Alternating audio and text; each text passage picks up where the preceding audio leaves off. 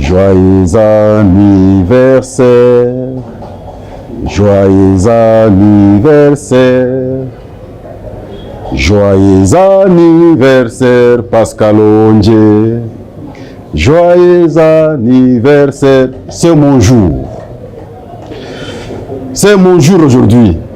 C'est aujourd'hui que je suis né. Le 11 avril, c'est mon jour de naissance.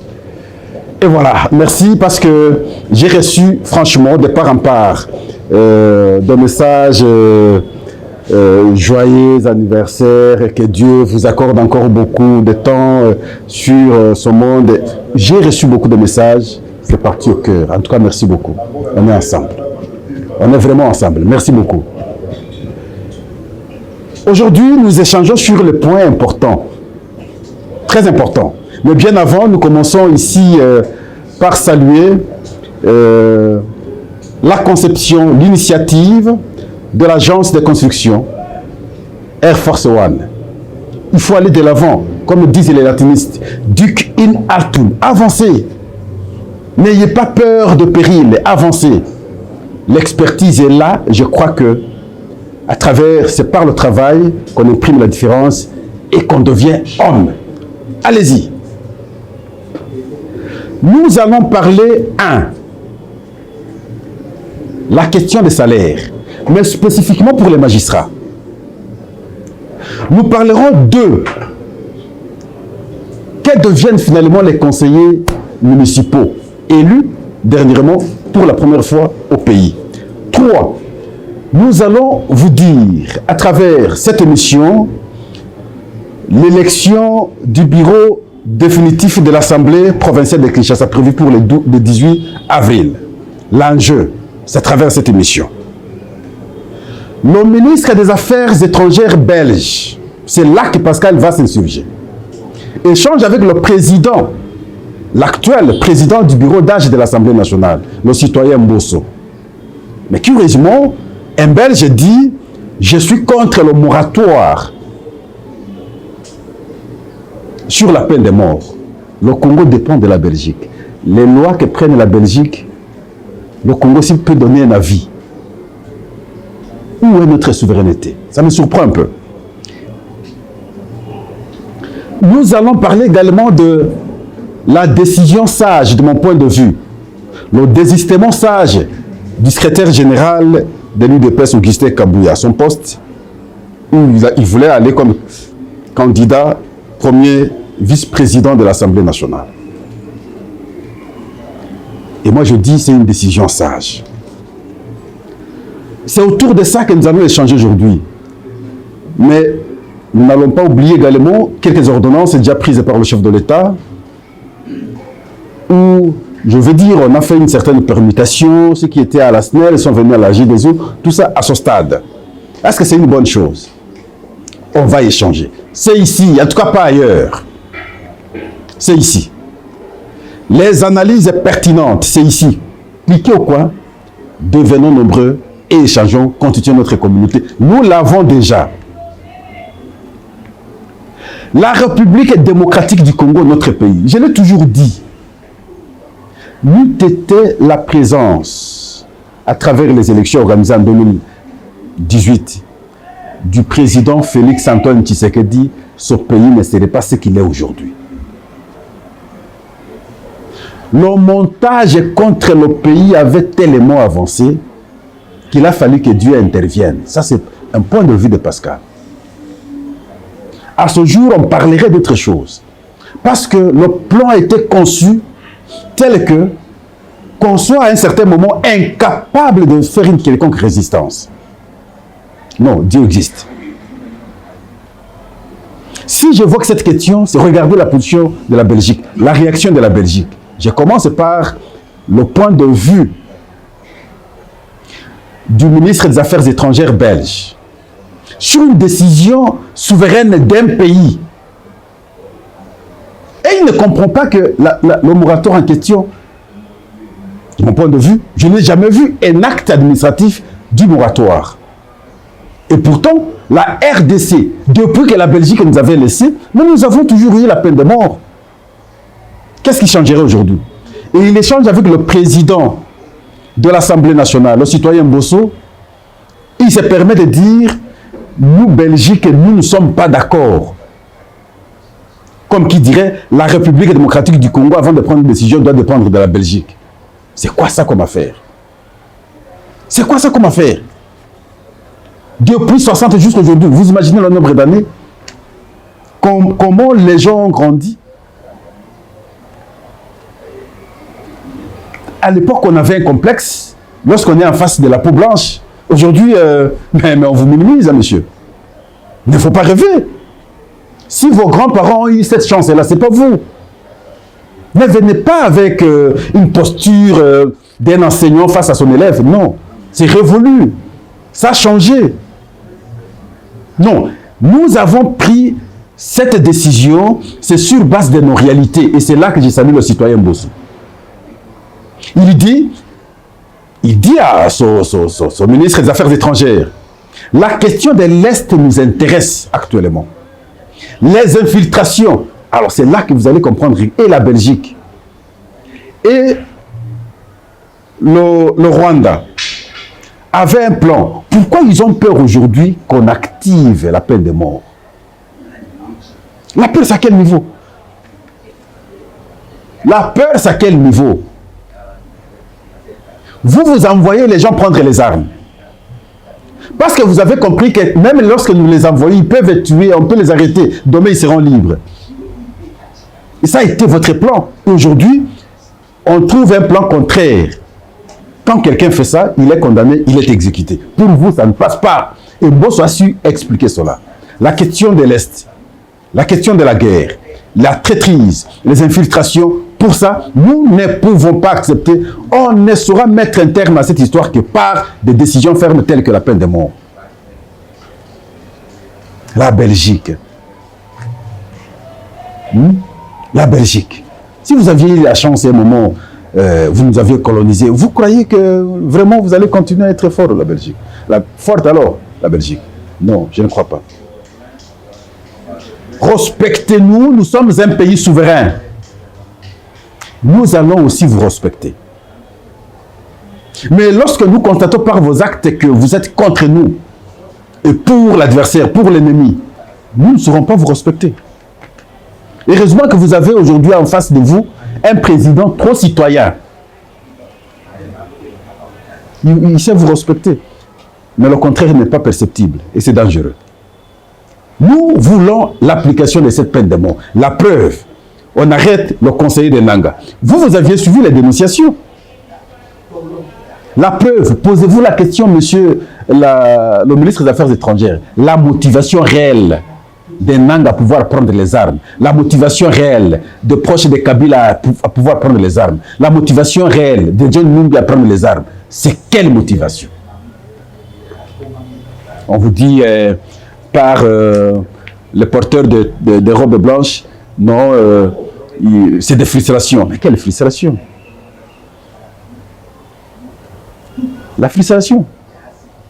Nous l'avons supporté pendant plus de 18 ans, la frustration. Démocratiquement. Alors, et les gens vont comparer comment Bemba a pris les armes en 2009, ainsi de suite. Mais à l'époque, on n'avait pas la Constitution. La Constitution a scellé un pacte. On se décide à Sun City, on vient la voter ici en 2006. Plus question de prendre le pouvoir par les armes. C'est la Constitution. Et vous allez encore comparer comment? Bemba l'a fait avant la Constitution, mais après la Constitution ne peut plus. Ou alors, vous prenez les armes parce que vous mettez en cause la Constitution. Nous ici, nous changeons la Constitution parce que vous ne respectez plus cette Constitution. Et nous allons trouver une autre Constitution. C'est dans la nouvelle Constitution que nous allons mettre encore... Non, terrible. Voilà, ça c'était le premier point. Et moi, je jette des fleurs à mon citoyen Mbosso. Ah, moi, je l'appelle citoyen parce que nous avons grandi avec l'identité zaïroise. C'est notre passé, on ne peut pas le renier. Le deuxième point, Pascal s'interroge sur le sens de l'élection des conseillers municipaux.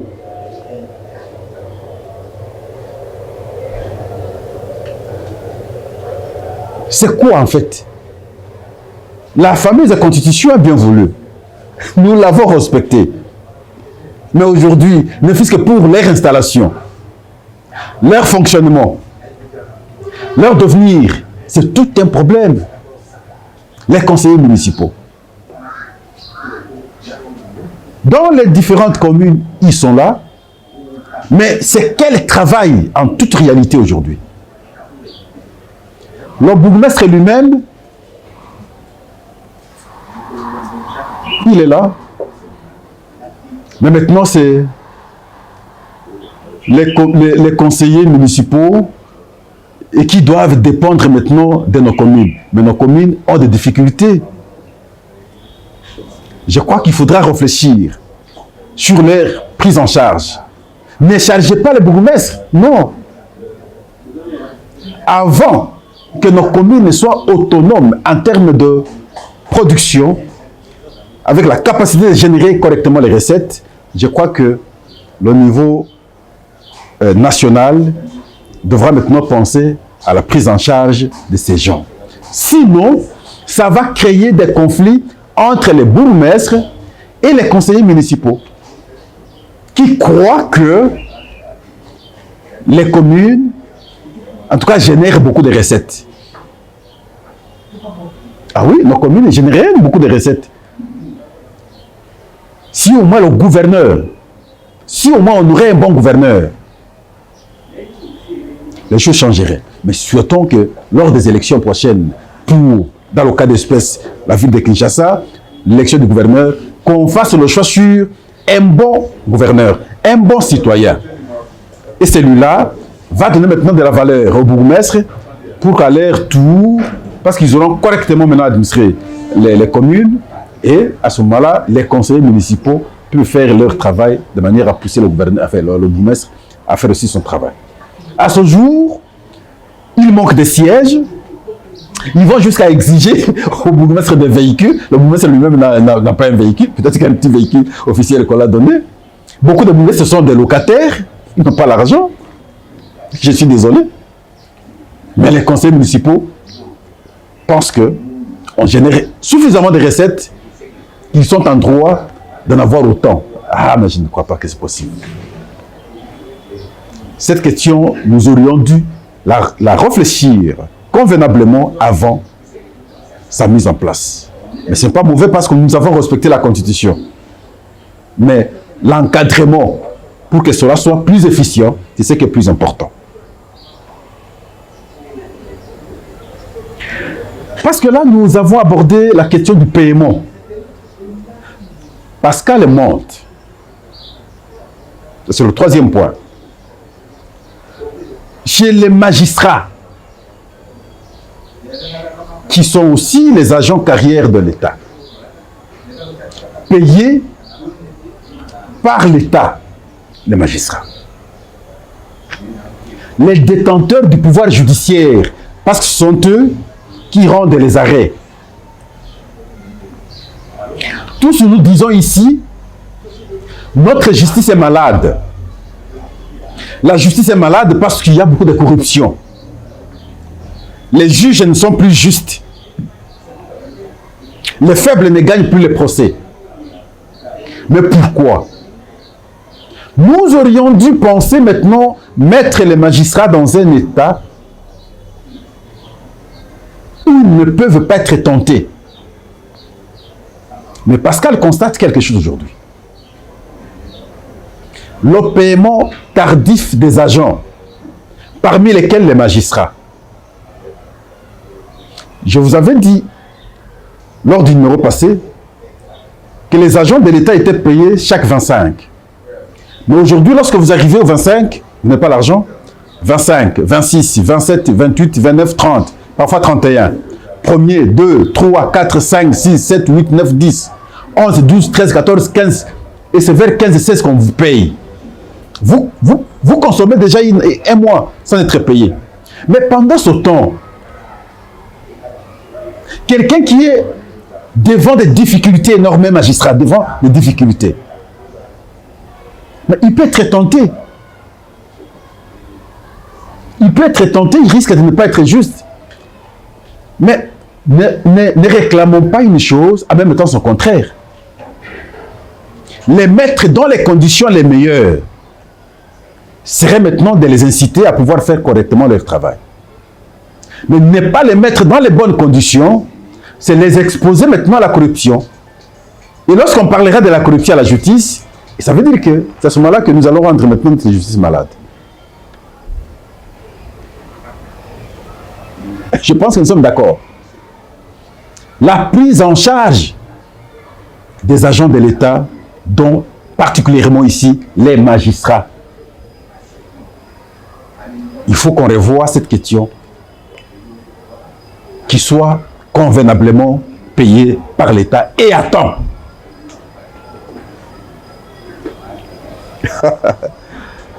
L'Assemblée provinciale de Kinshasa. Je réfléchis, vous allez m'excuser parce que c'est mon jour quand même. C'est mon jour de mon anniversaire, c'est normal. L'Assemblée provinciale de Kinshasa prévoit son élection le 18 avril de cette année. Nous faisons constater que déjà là, 5 mois après les élections, qu'on aura le bureau définitif de l'Assemblée provinciale dans le cas de Kinshasa. Pour éviter la corruption, on a mis un numéro vert. Pascal s'est dit, je ne sais pas si c'est conséquent et c'est suffisant. Mais au moins, c'est quelque chose de bien parce qu'on n'a jamais connu ça. J'étais celui qui dénonçait, qui le disait à haute voix, que l'élection au second degré est caractérisée par la corruption.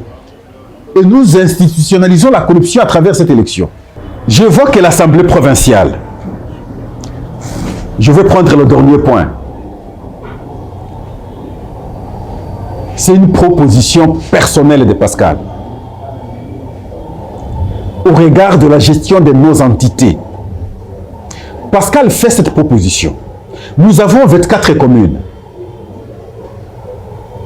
Qu'il arrive par exemple qu'un matin, le président de la République décide, sans avertir le gouverneur, sans avertir le bourgmestre, d'aller dans une commune, dans une quelconque commune. Et il dit, aujourd'hui, je travaille ici, mon bureau c'est ici, aujourd'hui. Vous imaginez quel sera l'attachement de la population au président de la République, qui aura compris également tous les mots qui rongent cette commune-là. Et qui pourra très rapidement aussi donner des orientations pour que le travail soit fait de manière à permettre que la population se retrouve. Vous imaginez un peu que le chef de l'État fasse cette rotation. D'autres vont me dire, mais non, parce que le bourgmestre dépend directement du gouverneur, il faut que... Non, non, non, moi je ne suis pas dans vos procédures-là. Je suis dans le pragmatisme. Parce que souvent, on ne donne pas de bons rapports au chef de l'État. Il y a beaucoup d'aventuriers, des gens ne donnent pas de bons rapports au chef de l'État. Parmi ces gens, le gouverneur lui-même. Et si on peut trouver une politique de la part du chef pour avoir une voie oblique de contourner le rapport du gouverneur, un matin il se décide, aujourd'hui mon bureau c'est dans telle commune. Et le président de la République est par exemple dans la commune de Barumbu. Il est assis. Il travaille là toute la journée.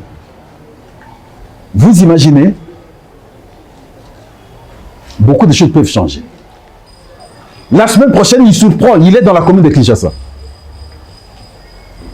Le gouverneur va venir en retard, on va lui dire, mais le président de la République, il est déjà dans la commune de Barumbu. Lorsqu'il vient, bon, la garde dit non, mais laissez le chef de l'État travailler. Mais c'est intéressant. Moi, je fais cette proposition. On aura résolu beaucoup de choses. Le chef aura compris beaucoup de choses. Parce que ceux qui l'agglutinent, tous, ne savent pas donner de vrais rapports au chef. Ça, c'est l'une de vous.